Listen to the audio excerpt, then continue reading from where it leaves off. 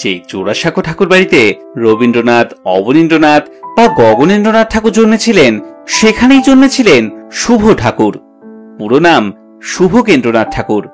রবীন্দ্রনাথের দাদা হেমেন্দ্রনাথের নাতি হন তিনি।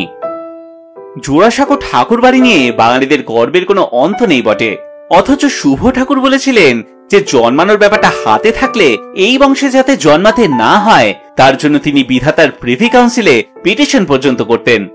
এক মারোয়ারির কাছে ঠাকুর বাড়ির একাংশ বিক্রিও করে দিয়েছিলেন তিনি। বংশের প্রথা ভেঙে তিনি হয়ে উঠেছিলেন রেবেল, তাই অনেকে তাকে কালা পাহাড় নাম দিয়েছিল। রবীন্দ্রনাথের 4 অধ্যায় পড়ে তিনি মন্তব্য করেছিলেন সেটা নাকি স্বামী চন্দ্রেশ্বরানন্দের লেখা থেকে চুরি করা। সেই নিয়ে রবীন্দ্রনাথ বলেছিলেন, জীবনে সত্য মিথ্যে অনেক নিন্দে শুনেছি, কিন্তু পরের লেখা চুরি করতে হয় আত্মীয় ছাড়া এমন খবরটি বড় নিন্দুকের কলম দিয়েও বের হয়নি।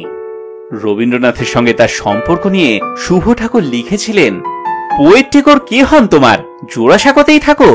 বাবার খুড়ো যে হন শুনিয়াছি, মোর কেহ হয় না কো।